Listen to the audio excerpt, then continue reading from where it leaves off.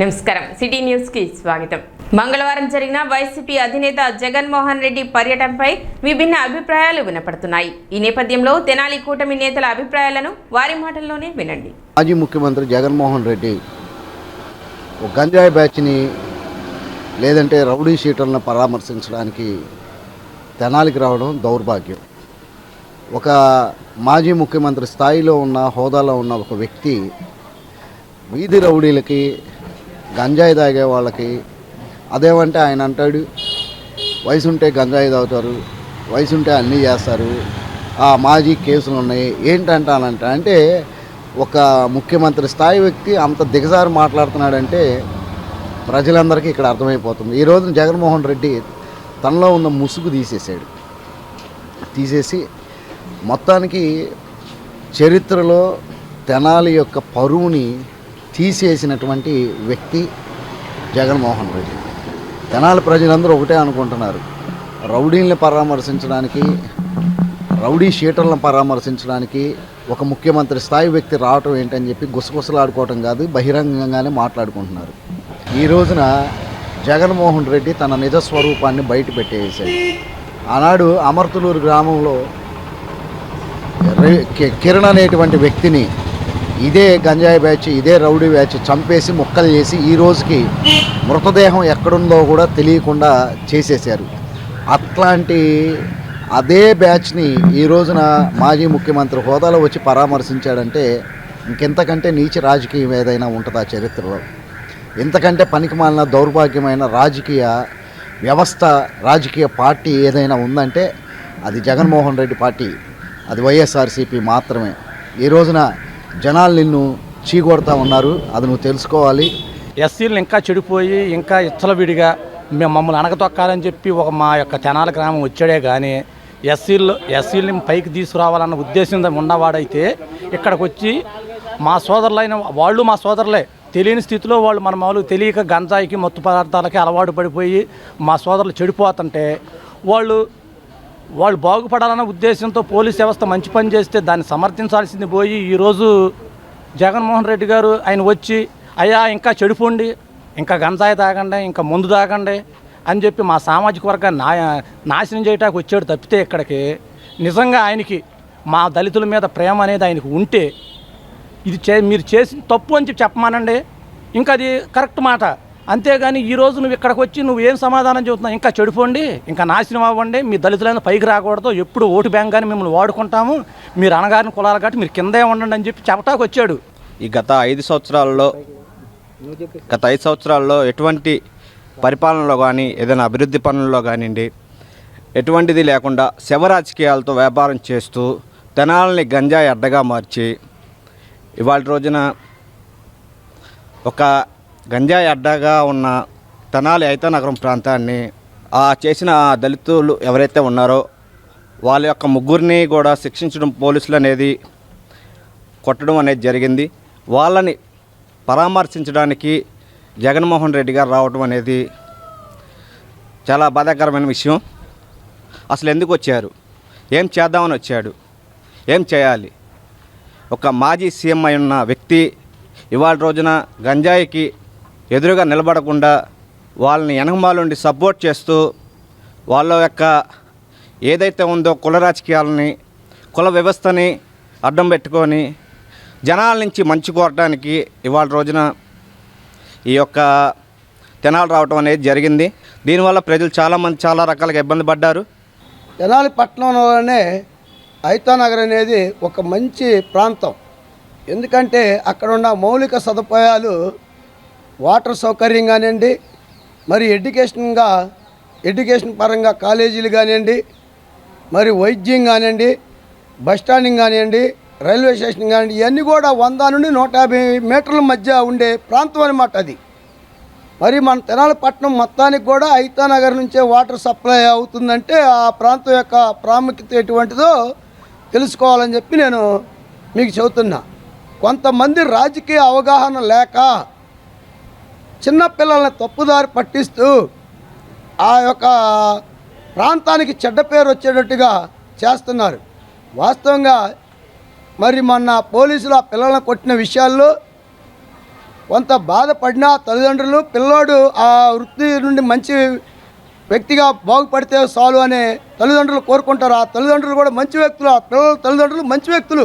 మరి ఎవరికైనా పిల్లల్ని కొట్టారనగానే బాధ అనిపించినప్పుడు మనం వాళ్ళకి సానుకూలంగా ఉండి స్పందించాల్సింది పోయి ఎన్నో ప్రజా సంఘాలు వచ్చి వాళ్ళ యొక్క స్వేచ్ఛను చెప్పుకొని వెళ్తున్నాయి.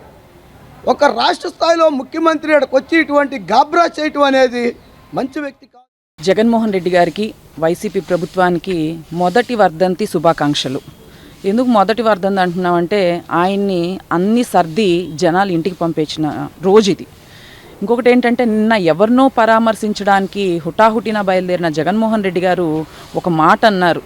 ఏంటంటే ఏదో పాపం పసిపిల్లలు తెలియక ఏదో చేశారన్నట్టుగా మాట్లాడాడు. అంటే యువతని గంజాయి తాగమని ఎంకరేజ్ చేస్తున్నట్ట, లేకపోతే యువతని మీరు ఇలా చేయొచ్చు, విచ్చలవిడిగా తిరగచ్చు అని చెప్పి ఎంకరేజ్ చేస్తున్నట్ట. నిజంగా ఎన్నో దారుణాలు, ఎన్నో సమస్యలు ఆంధ్ర రాష్ట్రం మీద ఎన్నో పెనుభారాలు ఉన్నాయి. వేటి మీద స్పందించిన జగన్మోహన్ రెడ్డి గారు రౌడీ షీటర్లన్నా, గంజాయి ప్రేమికులన్నా, లేకపోతే గంజాయి మతిలో తూలేవాళ్ళన్నా, మర్డర్లు చేసేవాళ్ళన్నా, రేపులు చేసేవాళ్ళన్నా ఎంత ఆనందంగా నవ్వుకుంటూ వచ్చి పరామర్శిస్తారు అనంటే, ఎంత మద్దతుగా నిలుస్తారంటే వాళ్ళకి. ఇలాంటి జగన్మోహన్ రెడ్డికి రాష్ట్ర 5 సంవత్సరాలు మహిళలు పడుతున్న బాధ కానీ, యువత పడిన ఇబ్బందులు కానీ, జనాలు ఫేస్ చేసిన కష్టాలు కానీ, నిత్యావసర ధరలు పెంచిన ఈ తీరు కానీ ఏవి కూడా కనిపించలేదు జగన్మోహన్ రెడ్డి గారికి. మరి ఇప్పుడు ఎందుకు జగన్మోహన్ రెడ్డి గారికి యువత మీద అంత నిజంగా వాళ్ళు ఒక మర్డర్లు చేశారు, లేకపోతే వాళ్ళ దళితుల మీద వాళ్ళు దళితులు అని మాట్లాడుతున్నారు. దళితులకి నీ వల్ల ఎంత నష్టం జరిగింది, నువ్వు దళితులకి ఎంత అన్యాయం చేశావు? రౌడీ షీటర్ల దాడికి గురైన కానిస్టేబుల్ చిరంజీవి కుటుంబాన్ని ఏపీ మహిళా commission chairperson doctor Rayapati Sailaja బుధవారం పరామర్శించారు. ఐదానగర్లోని చిరంజీవి నివాసానికి వెళ్లి చిరంజీవి కుటుంబాన్ని మాజీ మహిళా కమిషన్ చైర్పర్సన్ అనపనేని రాజకుమారితో కలిసి డాక్టర్ శైలజ పరామర్శించారు. కానిస్టేబుల్ చిరంజీవి కుటుంబంతో మాట్లాడి దాడికి గల కారణాలను అడిగి తెలుసుకున్నారు. రాయపాటి శైలజకి దాడి ఘటన వివరిస్తున్న సమయంలో కానిస్టేబుల్ భార్య కళ్యాణి కన్నీటి పర్యంతరం అయ్యారు. మహిళా కమిషనర్ చైర్పర్సన్ శైలజ మాట్లాడుతూ, తెనాలిలో నిన్న జరిగింది రాష్ట్రమంతా చూశారు. మేము రాజకీయంగా రాలేదు. కళ్యాణి మీడియాలో రక్షణ కావాలని కోరటంతో దాన్ని సుమోటోగా తీసుకుని ఇక్కడికి వచ్చినట్లు చెప్పారు. కానిస్టేబుల్ భార్య అయి ఉండి రక్షణ కల్పించాలని బహిరంగంగా కోరటం బాధాకరమన్నారు.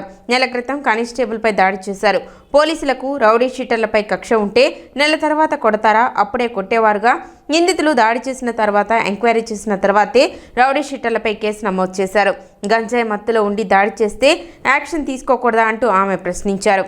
రాజకీయ నాయకులు ప్రజల పక్షాన ఉండాలి, బాధ్యతగా ఉండాలన్నారు. రాజకీయ పార్టీలు రౌడీ షీటర్ల ఘటనలో సగం సమాచారం తెలుసుకుని రాకూడదన్నారు. నిన్న రాజకీయ నాయకులు వచ్చి పరామర్శించిన ఘటన చూస్తే రౌడీ షీటర్లకు భరోసా ఇచ్చి అండగా ఉన్నామని చెప్పినట్టుందని ఆమె తెలిపారు. పార్టీల పరంగా ఇలాంటి పరామర్శలు హర్షించదగింది కాదని, పోలీసులు రక్షించాలని చెప్తారు. చర్యలు తీసుకుంటే మాత్రం విమర్శలు అంటూ ఆమె అన్నారు. రౌడీ షీటర్లకు ఎక్స్-సీఎం రాజకీయ నాయకుల సపోర్ట్ ఉంది కాబట్టి కానిస్టేబుల్ భార్య భయపడుతున్నారు. వాళ్ళ కుటుంబానికి ఏమన్నా జరిగితే రెస్పాన్సిబిలిటీ ఎవరు తీసుకుంటారన్నారు. రాజకీయ నాయకులు కోరుకోవాల్సింది ప్రజలు బాగుంటే రాష్ట్రం బాగుంటుందని, మీ రాజకీయాల కోసం ఆడవారిని ఇబ్బంది పెట్టొద్దని మహిళా కమిషన్ చైర్పర్సన్ ఈ ఘటనపై సీరియస్గా తీసుకుంటానన్నారు. కళ్యాణ్కి మహిళా కమిషన్ అన్ని రకాలుగా అండగా ఉంటుంది. వీళ్ళకి ఏమన్నా జరిగితే నిన్న వచ్చిన రాజకీయ పార్టీపై సుమోటోగా తీసుకుంటామని శైలజ తెలిపారు.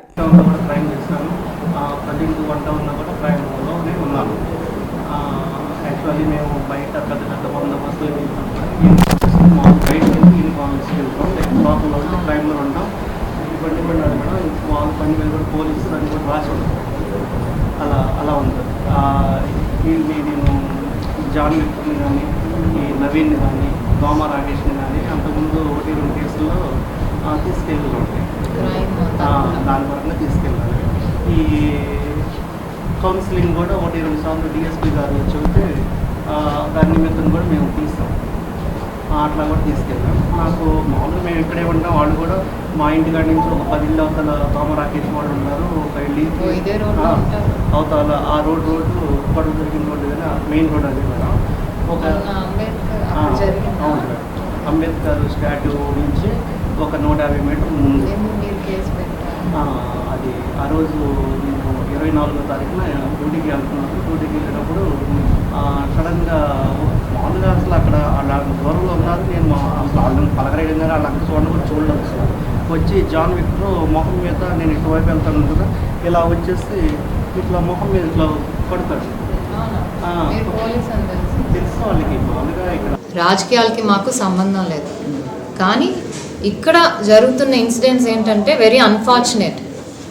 ఏమో ఒక సాధారణ గృహిణి అయినా ఒక కానిస్టేబుల్ వైఫ్, అలాంటి ఒక కానిస్టేబుల్ వైఫే వచ్చి పోలీసులు మామూలుగా ఊళ్ళో అందరికీ రక్షణ కల్పించాల్సిన డ్యూటీ వాళ్ళది. అలాంటి ఒక పోలీస్ కానిస్టేబుల్ వైఫ్ ఈరోజు మాకు రక్షణ కలిగించండి అని నిన్న పబ్లిక్గా చెప్పిందంటే దానికి వెనక ఉన్న పరిస్థితులు ఏంటి ఇవన్నీ కూడా మనం అర్థం చేసుకోవాలి. అది చూసే నేను వచ్చాను ఈరోజు ఈ అమ్మాయితో అసలు ఏంటి ప్రాబ్లం ఇదంతా కూడా తెలియటానికి.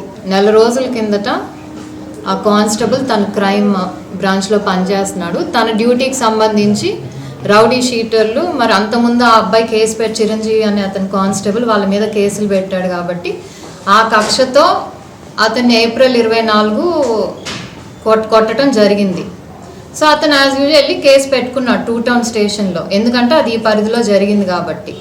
నిజంగా కనుక పోలీసులకు వాళ్ళ మీద కక్ష ఉంది ఏదో చేయాలంటే మరి ఆ రోజు సాయంత్రం పిలిచి లేకపోతే నెక్స్ట్ రోజు పిలిచి మరి వాళ్ళు కొట్టడం ఏదో చేయాలి. కానీ నెల రోజుల తర్వాత మరి వాళ్ళు ఎంక్వైరీలు చేసుకొని ఇవన్నీ చేసుకొని నెల రోజుల తర్వాత వాళ్ళు మొన్న ఓకే ఆ వీడియో ఏదైతే పోలీసులు వాళ్ళు శిక్షగా వేశారో అది మనందరం కూడా చూసాము. పోలీసు తప్పు చేశారు, శిక్ష పడాలి. ఎందుకంటే ఆ గంజాయి మత్తులో దారిలో వెళ్ళే వాళ్ళని కూడా స్కూటర్ మీద వెళ్ళే వాళ్ళని కూడా వాళ్ళు చేయి చేసుకొని ఆపి కొడుతున్నారంటే అది అలాంటి పబ్లిక్ ఇటు చుట్టూ నడిచే వాళ్ళు సేఫ్గా ఎలా ఉంటారండి? డెఫినెట్లీ పోలీసులు యాక్షన్ తీసుకోవాలి. సో యాక్షన్ని తప్పుబట్టి దాని కులం పేరు మతం పేరు అంటగట్టి కొంతమంది రాజకీయ నాయకులు నిన్న చూసే అందరం రాజకీయ నాయకులు చాలా రెస్పాన్సిబుల్గా ఉండాలి, ప్రజల వైపు ఉండాలి, బాధితుల వైపు ఉండాలి.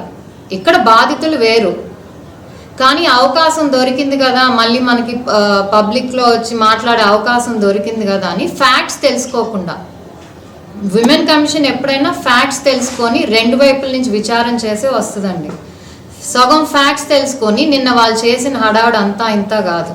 రౌడీ షీటర్లు కానీ లేకపోతే గంజాయి తాగే వాళ్ళ యువకులకు కానీ ఆ గంజాయి మత్తులో ప్రజల మీద దాడి చేస్తుంటే మీరు ఏమన్నా చేయండి మేము మీకు సపోర్ట్గా ఉంటాం అనే ఒక భరోసా రాజకీయ పార్టీ ఇవ్వదలుచుకుందా నిన్న వచ్చిన వాళ్ళు ఎవరైతే. మరి ఈ అమ్మాయి నిన్న బయటకు వచ్చి నాకు ప్రాణహాని ఉంది, మా హస్బెండ్కి ప్రాణహాని ఉంటుంది, మమ్మల్ని కాపాడండి, నాకు రక్షణ కావాలి అన్నది ఎందుకంటే నిన్న